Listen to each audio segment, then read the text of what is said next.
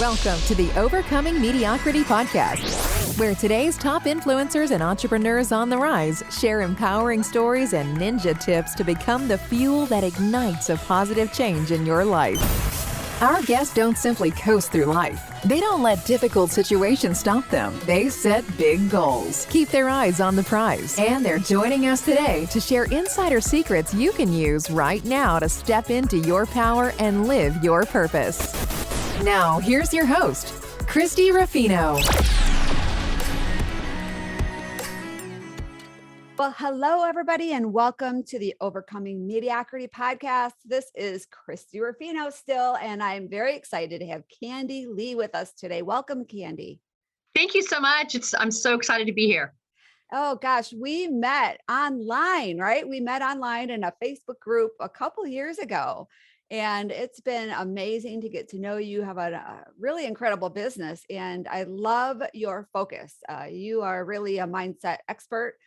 You are so good at that. And I'm excited for the audience to learn a little bit about who you are and also learn from you today. So I am going I'm going to take a moment to share your bio so everybody has a little bit of a better understanding of who you are. Like I know who you are.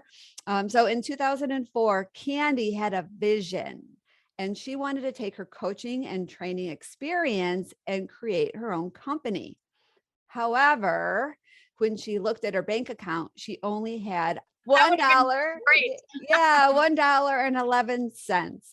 And she did not let that stop her. She took that $1.11 and put it in an envelope under her pillow. And from that moment, she became a maniac on a mission. I love that. Immediately, Kandi felt both fear and excitement. She had a paradigm shift in the purpose and vision of her life, and she launched the 111 Network. I love that story. And that business, Kandi and her team help small business owners and entrepreneurs identify and overcome the chokeholds that hold them back so they can be super successful. Yes. Yay. That's what we all want. So despite her numerous awards and recognitions and the success of her business, Kandi feels that her biggest achievement in reaching these goals has been to be a single mom to her daughter, who is now an incredible asset to her business and brings her expertise as a partner in the company, the 111 Network. Welcome, Kandi. Aw, thank you. Sometimes it's hard to remember like the original story when you're in it day to day. And then when someone else reads it, you're like, yes. Yeah, yes. I get it. You know, because we have many stories, right? We have many stories as our life evolves, as our business evolves. But this is your origin story. This is what I know prompted you down this path. And even though, you know, I read that incredible mini story, I'd love to have you elaborate that on a little bit more, share more about the feelings around that, because this is all part of mindset, right? The feelings that hold us back. Oh, yeah. And you didn't let those feelings or the fear hold you back, and you've gone on to create this incredible business. So share a little bit more about your story.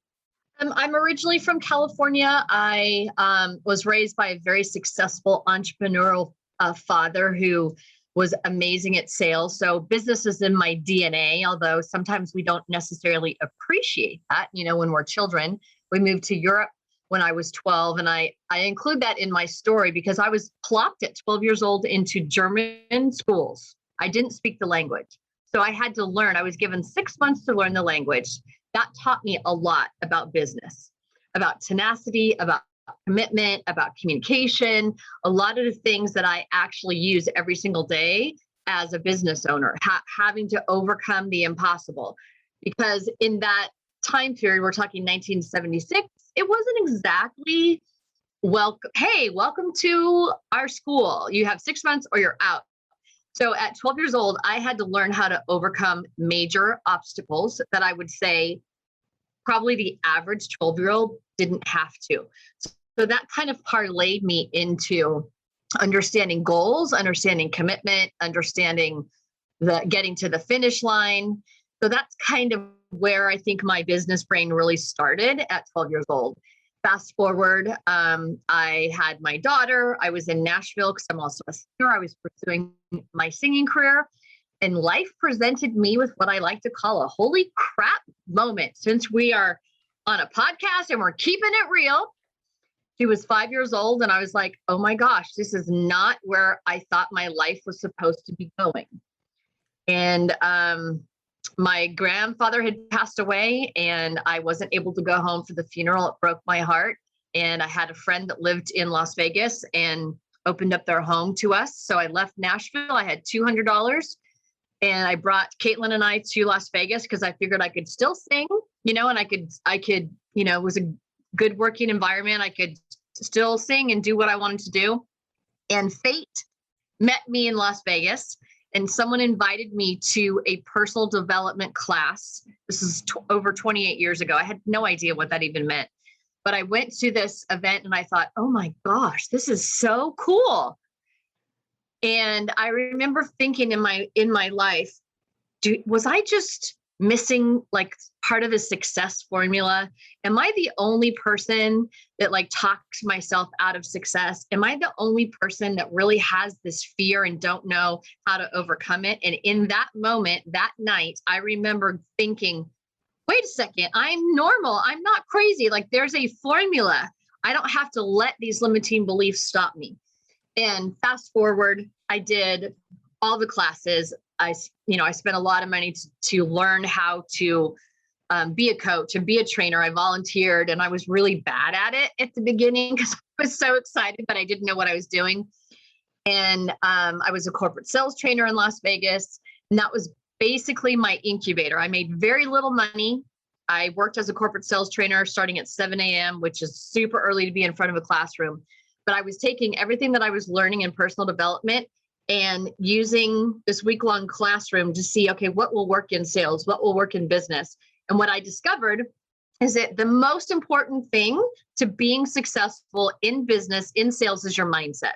And so I'm so grateful. For 3.5 years, I was a corporate sales trainer. I made $2,500 a month, which is nothing to raise a child on. So I worked at Chevy's a couple nights a week serving food. And then after that, I worked at a country bar as a shot girl, which I have to say was kind of fun. But, in order to really learn, that was my education on how to be really, really great trainer and coach. And after doing that for 3.5 years, I moved to Arizona because I wanted to get my daughter out of Las Vegas for high school. And I had that burning feeling in my soul, which I'm sure a lot of people, especially now after COVID and so many things changing, you have that feeling in your soul, like I have this thing that I want to do. And it was gnawing at me and it wouldn't go away. It wouldn't go away. And I'm just like, okay, I'm doing it. It didn't make sense. I didn't have a website. I didn't obviously have the money. I'd never really had my own business before, but I had that burning vision in my soul. And that's where I started. And so I'm like, I know how to coach people. I know how important it is to have a successful mindset. I have the experience of coaching people. I have the background of how it helps them. So I just said, all right, I'm starting. And I remember the exact day. I remember the exact feeling. And I like to call it, Christy, the barfalicious feeling. Like when your goal is so big. Some people call it the butt pucker. Barfalicious is a little bit cleaner, but it's that feeling like, oh my gosh, like I could lose everything. I could be homeless. The child won't have any clothes, any food, like that whole story that we tell ourselves. But then if we don't do it, then when are we going to do it? If we don't do it, who's going to do it?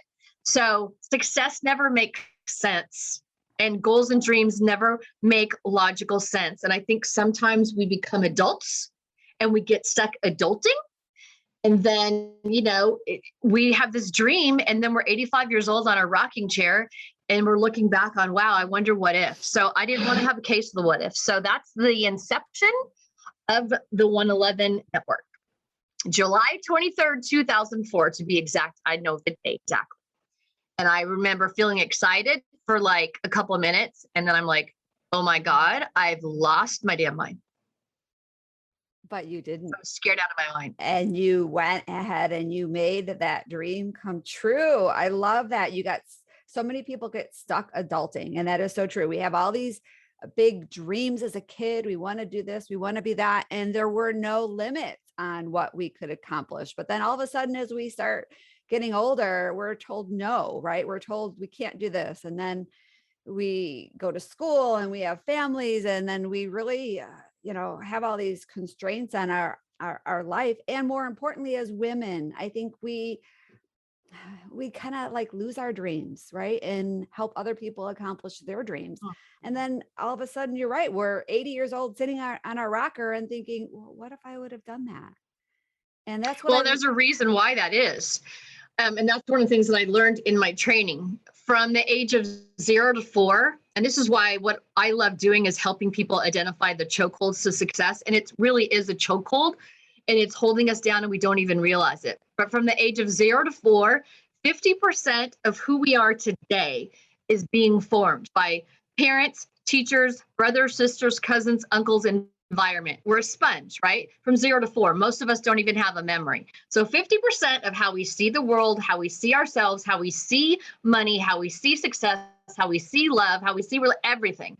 From the age of 5 to 9, another 30% is in place. So by the time you're 9 years old, your person, your thinking, your thought process, what you think is possible is being formed by your environment. That's 80%. Now, just for fun, from the age of 10 to 18, another 15%. So 95% of who we think we are, by the time we either graduate from high school or not, at 18 years old, 95% of our mindset, that's why this is so powerful, is being formed. Kind of like, now I'm not a techie person. I'm always really grateful when my computer turns on and it all works, because sometimes it just doesn't. I do not know how to program a computer, but our mindset is exactly the same. We're a sponge, we soak it in, and we don't know any different. We have a set of glasses of the way we see ourselves, of what we think is possible. And that's why this type of work is so important. 95% of who we think we are and what we think is possible is preformed by 18 years old. And that's what I discovered 27 years ago in the classes that I'm talking about personal development. And that's why I had to get over myself and start a business so that I would have the opportunity for somebody else to have that training and go make their dreams happen. And that's what gets me up every day, to be able to maybe have a small little bit of part of their success, for them to have that information and know that they don't have to stay where they are, that they can make the impossible possible.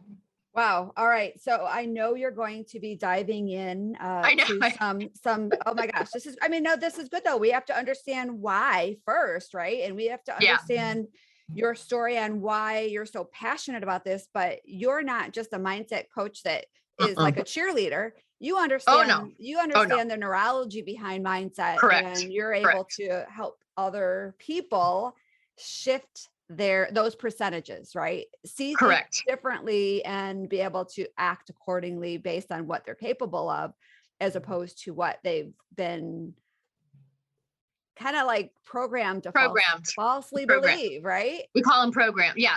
And it's not a bad thing. Like, I believe that my parents did the best that they knew how to do, and their parents did the best that they knew how to do. But sometimes, I did too. Caitlin was 6 years old when I discovered this, and I was like, oh my gosh, I was just on automatic pilot. I didn't know. And awareness is a really great thing, and it can change the trajectory of your entire life. Yes. All right. Well, hang tight. We're going to take a quick commercial break, and then we're going to come back and we're going to dive into some great teaching on mindset. Love it. Cool.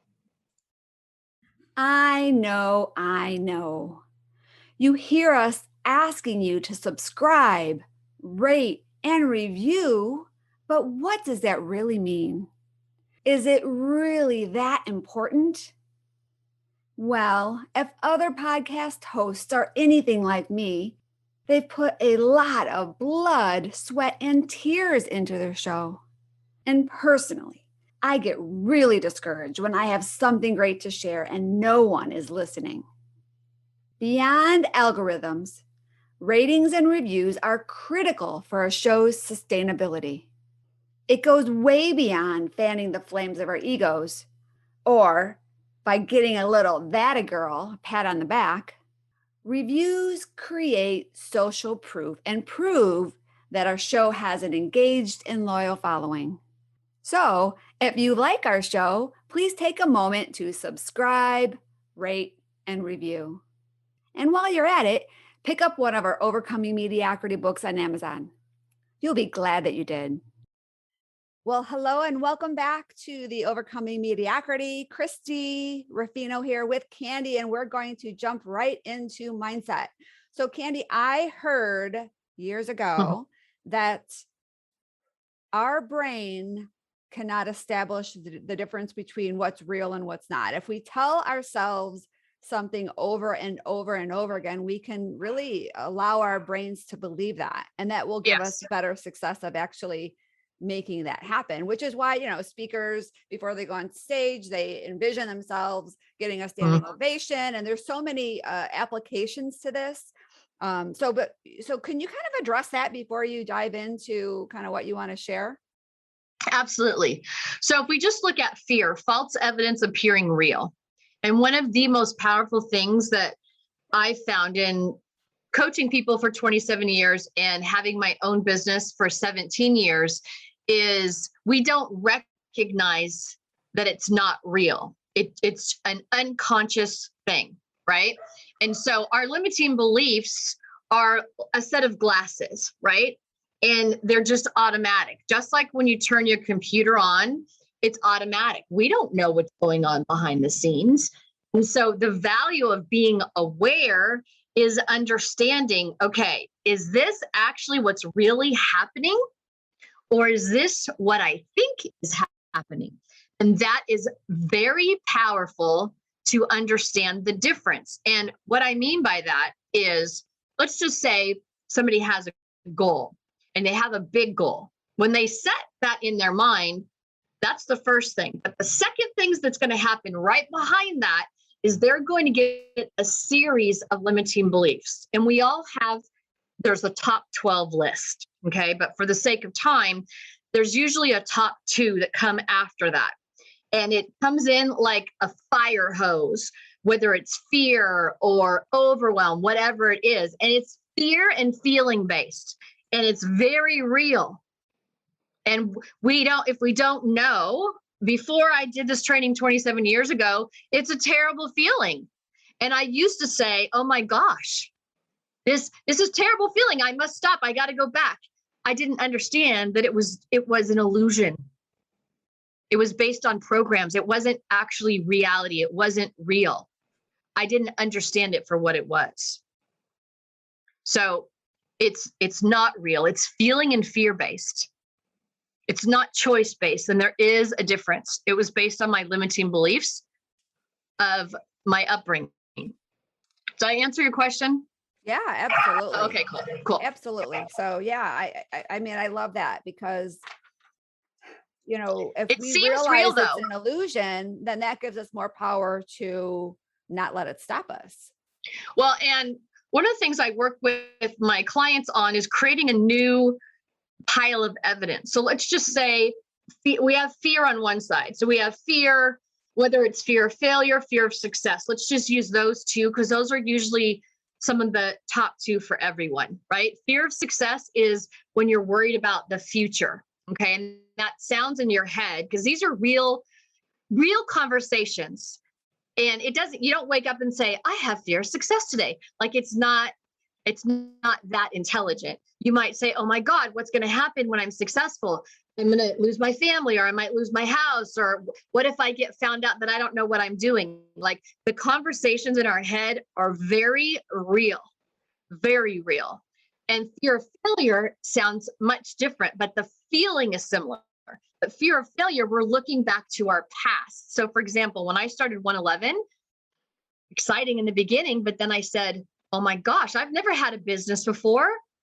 What am I doing? So I'm looking at the past to determine my future. Well, it's really not relevant because we have a choice every day, 1 minute, 1 hour, one day, 1 week, 1 year, 1 decade, everything changes. But the fear is real. So the thing that's so powerful about understanding those 2 major chokeholds, if somebody can understand that those two chokeholds are the major ones that stop people from success. Then you ignore it. So kind of like on your computer, you minimize it and you say, all right, it's not real. It feels real. It sounds real, but it's not real. And I don't need it right now. You're not going to serve me. And you keep moving forward towards your goal. What happens is you, instead of listening to fear and fear failure, you start creating evidence. It looks kind of weird on camera, but you start creating evidence on the other side that you can have it. So you have a pile of fear on one side and you have a pile of evidence on the other side. And that's how you overcome the chokeholds to success. Because every day I have a choice if I want to listen to the fear or I start creating evidence of, yes, I can do it. Look what I did. I got my first client. Okay. I did my first speaking event. I'm going back in time when I first started 111. I hired my first employee. Okay. Now I have 100 clients. Okay. Now I have my first TV appearance. Now I have my first, I published my first thing. Whatever it is, it doesn't really matter, but you're creating a pile of evidence that you can do it. And that's why it's so important to, number one, identify what is that major thing that's stopping you and know that we all have it. It's normal. You're not crazy and it's not real. It's not real. And go for it anyways. And you're going to have faith. You're going to have to jump off that cliff into no man, no woman's land. And it's going to feel weird. It's going to feel crazy. It's going to be scary. But what you want is on the other side. Then you create a new version of yourself and then you do it again. That's what entrepreneurship is all about. So nobody talks about, I don't think enough, Christy, that fear is a part of success. I don't think we talk about it enough. Yeah. And there's more fear associated with it. Sorry, I didn't mean to cut you off. Then there is a feeling of elation or feeling of satisfaction. Like if you can embrace the fear and know that that means that you're going towards what you want. What I used to think that it meant, oh my gosh, I'm going the wrong direction. And I lost a lot of opportunities before I really understood that that is my limiting belief stopping me. My fear of failure, that's my big one. I got to stop. And so I would retreat and go backwards. And then I lost opportunities and I got to do it again. So you feel the fear and do it anyways. That's a common phrase, but it is a real thing. My first year in business, I quit in my mind like 25 times a day. I didn't sleep. I had like sweats in the middle of the night. I remember having my resume ready to go, like I was going to get a job like every day for a year. That was my conversation. So if there's anybody in the startup phase, just know that you're probably going to feel that way for a year. Like it's just normal. You're doing something that you've never done before. Yeah. So it's very easy to just coast through life, right? Coast through our business, find something and just do it. And that's why I really love this whole Overcoming Mediocrity brand, is because I've met so many women and a few men, of course, who have really faced their fear and gone on to do incredible things. And I actually have a sign right by my computer that has the word fear, but underneath it, it's face everything and rise. So for yes, me, I love that. Yes. Fear is facing it and rising above it, because that just makes us stronger. And the more we face our fears, the less scary it is. And to me right now, when I'm afraid of something or when that fear, like I can feel those feelings, I know I'm on the right track. Right. I know that no matter what happens, if I pursue and go through that fear, that it's going to turn out the way it should. But if I don't, then, how am I serving the world? Like, how am I living into what I'm created to live into? So I love this. And I love having some of these strategies that you share with your clients to help them overcome their fear and really just make sure they have control of their mindset. Well, and it is a chokehold. Like that's how it feels when that fear is like, you can feel it, it's palpable. You feel it in your heart or your gut or wherever you feel things in your body, and you feel that and you're like, this can't be good. Can't be right. I cannot be going the right direction, because it doesn't logically make sense. But yes, you're right. You are going the exact right direction. You're just challenging your own self to play a bigger game and to get what you want. And each stage of business, whether you just quit your job or you have a side hustle and you want to make it your main hustle, or you want to go from 50,000 to 100, there's a major mindset shift, 100,000 to 250 and 250 to $1 million. and then beyond. There's a huge mindset shift at each one of those stages. And the fear is going to be louder and bigger each stage that you grow your business. But I think it's so powerful to know that that's part of it, and that it's not a bad thing. It's a good thing. You're going towards what you want so that you can rise. So that's the thing, is we can say that, but if you don't know that fear is going to be a part of it, and you're going to leave the fear behind and you're going to rise despite that. Because if you're waiting for it to feel good, it's not necessarily going to feel good in that moment. It'll feel great when you get what you want, but a feeling is an illusion, and commitment is not a feeling. Commitment is commitment. So another thing, which I'm sure that you work with your clients on, and I know I have my coach, that anytime I kind of feel like this, she's like, well, what's the worst thing that could happen? Like, right when you realize and you start thinking about the possible scenarios, it helps make it not as scary, because really, what is the worst thing that could happen? And if you look at that and really just recognize it for what it is, instead of creating all these imaginary beliefs. I mean, sometimes our fear isn't even grounded on anything. It's grounded on our past, out of control. Right? Yeah. It grows and grows. And it's interesting because there's different philosophical ideas in the coaching industry. Because I've had people say, oh, I don't ever have my clients talk about the worst case scenario because that's what they'll focus on. And I'm like, I have a complete opposite philosophy, because I feel like if I can identify the monster in my mind and then we dissect it and realize, wait a second, I've just made up this monster, and then I have like little tangents. And it's actually, even especially if I write it down. So that'd be the first part. And then I'd have somebody write it down. And then when you write it down and you go, wait a second, this is not as bad as I've made it up in my head, then it's I can overcome it. So I think there's a lot of value in actually doing that, because left to our own head, we like make this thing so big when it's really just a tiny little thing. But that's what we do when we let our mindset take over versus our commitment. All so right, that's great. I have one last question or one thing that I want to ask, because I love this whole topic. So you mentioned fear of success, fear of failure. What about fear of being an imposter? Because I think that's a huge thing in the entrepreneurial world, is that imposter syndrome. And what are people going to think of me if I step out into this scary space? Well, first of all, I have to be honest. I'm not exactly sure what imposter syndrome means. I've heard that. So just to be honest, but let's talk about some of the other programs. So fear of not being good enough. I'm not valuable. I'm not worthy. I don't trust myself. I don't trust other people. I got to do it right. I don't want to do it wrong. I got to be in control. I don't want to feel out of control, need to be liked. So we all have versions of those. So I think for myself, the only thing that I could actually be is myself. So if I'm being my authentic self, and there's a lot that I don't know. So the only thing that I know how to do is to be that. And as I'm growing and learning, so for example, you and I met, which is so cool. We met in an online world. Like, we've never seen each other in person, but I feel like we have an extraordinary relationship, and I so value you. Who would have thought? I mean, we met at the beginning of COVID. So that's so cool to think about. You never know, how you're going to meet somebody, but we all have, I guess, different limiting beliefs. And I don't know if that is what people are talking about imposter syndrome.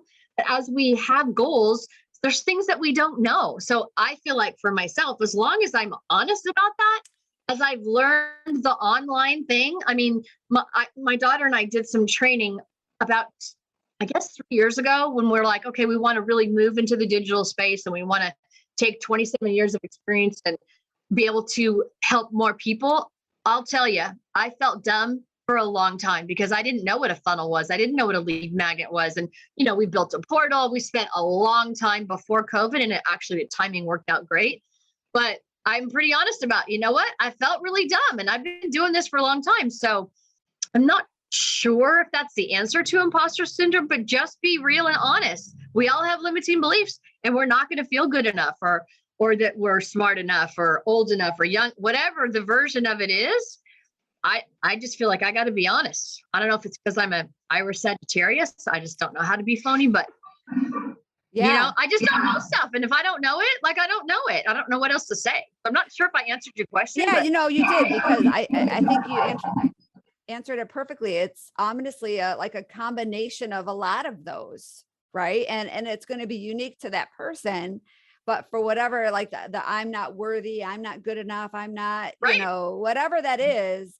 But I do hear that a lot. I hear the whole imposter syndrome thing. And I just, it kind of makes me sad when I hear people say that, because I believe everybody was created to do whatever. And the minute we let something stop us, we're wasting our life, right? And so whatever people think of you, it shouldn't matter, as long as what you think of yourself is authentic with who you are and what you can do to help people. I think that's really, you should just need to put on those blinders, right? And just not worry about that. Well, that's the thing. It's not my business what anybody thinks of me. I'm pretty bold and authentic, and some people are not going to like me. And that's the thing. But if you're waiting, if somebody is waiting to be enough for what they want, they will never get it. So does that mean I'm an imposter? No, it means I don't have it all figured out. Too bad. Like nobody has it all figured out. Right. You know what? Here's another thing too. I mean, you are very bold and authentic. That is so good, because we want to be polarizing, right? We want to take a stand for something in the world and be sharing our message so loudly that we're able to help the people that need us the most. And if we're constantly worrying about this and that and this and that, then we're just get caught up in our fears. We get caught up in a bad place. Well, that's a program. I mean, honestly, I've heard imposter syndrome. I haven't really spent much time, because to me, it's just somebody adding like a nice little bow about what all the programs are. But I'm worrying about someone liking me or asking me, oh, I don't have it all figured out. You're right. I don't have it all figured out. Congratulations. Welcome to humanity. Like, yes, who has it all figured out? No, I've never met, like nobody does. No. I remember when I first started doing lives, I had somebody say, you have pancake face. And I'm like, what is pancake face? I don't even know what that is. I've never heard of that. Me either. I had somebody actually even said that. You have pancake face? No. It's funny though, because when we're doing Zoom, it's crazy how everybody has different lighting. And sometimes I'm like super white while they're nice and like healthy. I'm super white right now. And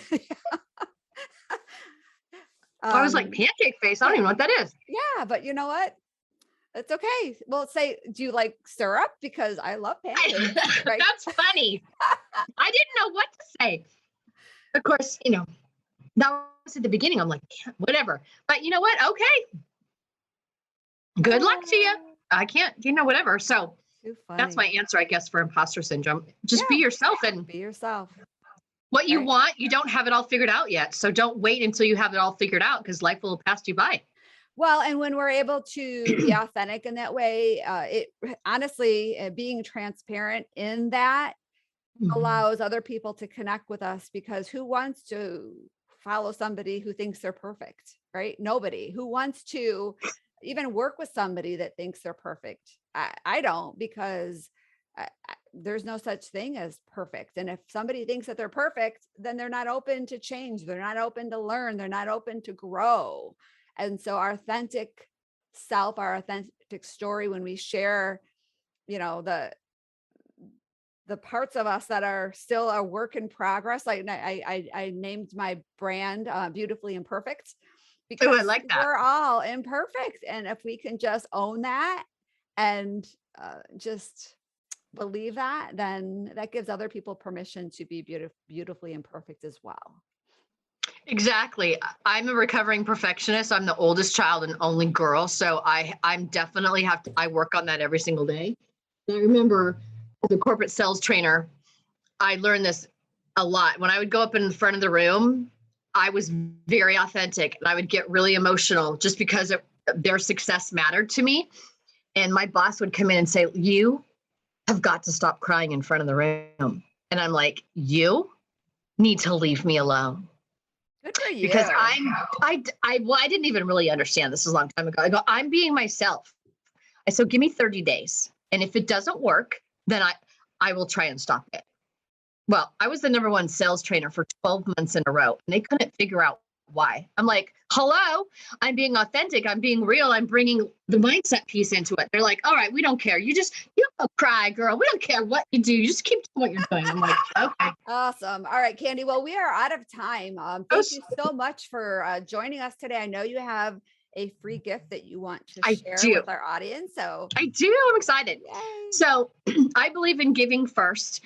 And one of the things that totally changed my life is having an opportunity to have a strategy session with a coach. So I have a team around me, and we like to give a free strategy session to someone. Where are you at? How can we help you launch your business? How can we help you take your business to the next level? How can we help you identify what is that chokehold that's stopping you from success? So we're offering a free strategy session today to anybody that would like to take their business to the next level, or start a business, launch a business, or just get some support. So that's our gift today. Wow, that is so generous. And I do want to say, whenever this show airs, this won't be a indefinite offer.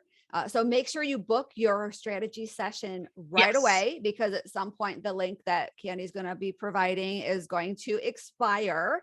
But I really appreciate that you allow that to be a gift for our audience, because I know it is incredibly valuable. I appreciate you. I appreciate your time. You have an amazing team, and I know you're going to be able to change a lot of lives with this free gift. So thank you, Kandi. Thank you. Yes. All right. Thank you so much. Yeah. So if you listened to this episode and heard any inspirational wisdom from Kandi, please share it with the people you know and love, because even if they're not in business, I know we all need mindset help. And if we teach something we learn, we actually absorb it better. So please share any nuggets of wisdom. And if you loved this episode, please share our show with your friends as well, because the more listeners we get, the more we have the ability to bring in additional amazing guests like Kandi. And we appreciate them. We appreciate all of you, and we will see you all on the next show. Thanks, Kandi. Absolutely. Thank you. Thanks for listening to the Overcoming Mediocrity podcast, where we believe that everyone can have the business and life of their dreams once they've learned the art of mastering their story. Mastering our stories is the key to everything we want in life. Our stories can either hold us back, or they can propel us to new heights. We can choose. You can choose. Choose to overcome mediocrity with us. Let's achieve greatness together. To learn more, visit www.overcomingmediocrity.org. And don't forget to subscribe, rate, and review this podcast.